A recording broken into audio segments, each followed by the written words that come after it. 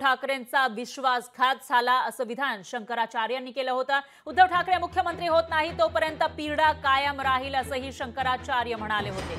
अवी मुक्तेश्वरानंद यांनी हे वक्तव्य काल केलेलं होतं जेव्हा ते मातोश्रीवर गेले होते त्यावेळेला। तर शंकराचार्यांच्या या वक्तव्यावर आचार्य प्रमोद कृष्णम यांनी आक्षेप घेतलाय। ठाकरेंसोबत विश्वासघात झाला की फडणवीसांसोबत याचा फैसला जनता करेल असं आचार्य प्रमोद कृष्णम म्हणाले। ज्यांनी हिंदुत्वासह ठाकरेंच्या विचारांशी विश्वासघात केला त्याबद्दल काय बोलावं असं ते म्हणालेले आहेत। त्यामुळे शंकराचार्य अवी मुक्तेश्वरानंद यांनी ठाकरेंविषयीचे वक्तव्य काल केलेलं होतं। त्यांना जो पाठिंबा दिला होता त्यावरून आता राजकारण रंगताना दिसतंय।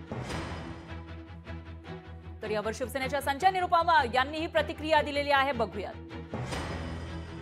आपके जो उद्धव ठाकरे जी हैं इनके साथ विश्वासघात हुआ है और इसी बात की पीड़ा बहुत सारे लोगों के मन में है। तो आज हम यहाँ पर उनके अनुरोध पर आए, उन्होंने स्वागत किया। हमने उनसे ये कहा है कि हम सबके मन में इस बात की पीड़ा है कि आपके साथ विश्वासघात हुआ। जब तक पुनः महाराष्ट्र के मुख्यमंत्री की कुर्सी पर आप विराजमान नहीं हो जाते तब तक हम लोगों के मन का ये जो दर्द है, ये पीड़ा है, ये दूर नहीं हो सकती है। तो उन्होंने कहा है कि जैसा आप लोगों का आशीर्वाद होगा हम करेंगे। देखिए, उद्धव ठाकरे जी के साथ या देवेंद्र फडणवीस जी के साथ विश्वासघात हुआ, किसके साथ विश्वासघात हुआ, इसका फैसला महाराष्ट्र की जनता करेगी। लेकिन हिंदुत्व के साथ विश्वास करने पर क्या कहा जाएगा? जिन्होंने बाला साहब ठाकरे साहब की विचारधारा के साथ विश्वासघात किया हो, उस पर क्या कहा जाएगा?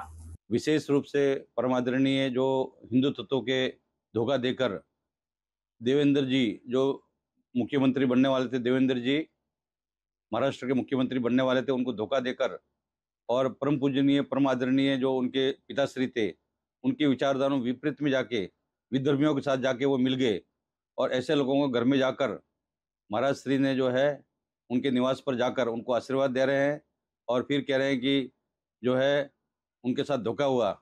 धोखा तो उन्होंने दिया, उद्धव ठाकरे ने धोखा दिया, हिंदू समाज को धोखा दिया। तो हमारा काम है पूजा करना, पाठ करना, अनुष्ठान करना, हमारा काम जितना हराना ये नहीं है। उद्धव ठाकरे जो है पूर्ण रूप से एकदम विद्रोहियों के साथ में मिल गए थे और ऐसे के साथ में जाकर निवास पर जाकर उनको आशीर्वाद देना एक तरफ से हिंदू समाज के साथ में एक तरह से वो चल किया उन्होंने। उद्धवजींना मुख्यमंत्री पदावरून विश्वासघाताने दूर केलं, त्यांचा पक्ष विश्वासघाताने फोडण्यात आला।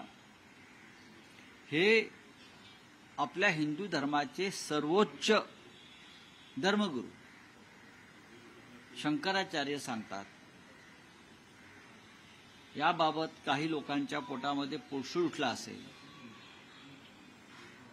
टीका टिप्पणी केली असेल, याचा अर्थ असा आहे की त्यांना हिंदुत्व मान्य नाही।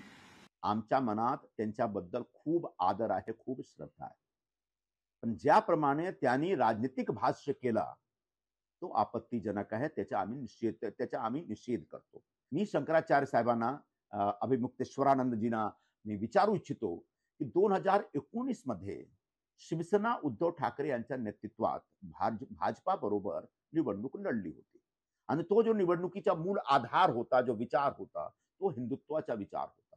तो हिंदुत्वाच्या विचाराच्या आधारावर तुम्ही भाजप बरोबर निवडणुकी लढता, जिंकता। फक्त एक स्वतःची महत्वाकांक्षासाठी मुख्यमंत्री बनण्यासाठी तुम्ही काँग्रेस बरोबर आणि शरद पवार बरोबर तुम्ही अलायन्स करता, युती करता आणि मुख्यमंत्री बनता। तो विश्वासघात होता।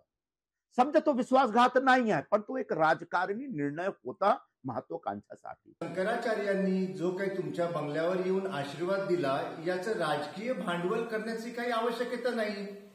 मागील लोकसभा इलेक्शनमध्ये ज्या मुस्लिम समाजाने तुम्हाला भरभरून मतदान केलं त्यांच्या धर्मगुरूंना सुद्धा आता तुम्ही तुमच्या बंगल्यावर बोलवा आणि आशीर्वाद घ्या आणि सांगा त्यांना की उद्धव ठाकरेजी यांच्यावरती एक प्रकारे अन्याय झालेला होता, तेव्हा आता येणाऱ्या विधानसभेमध्ये त्यांना मतदान करा। तर असं हिंदू धर्माच्या धर्मगुरूंना स्वतःच्या घरी बोलवून त्याचा राजकीय फायदा मिळण्यासाठी प्रयत्न करणं हे पूर्णपणे चुकीचं आहे। लोकशाही मराठी ऐका, पहा, जागरूक रहा।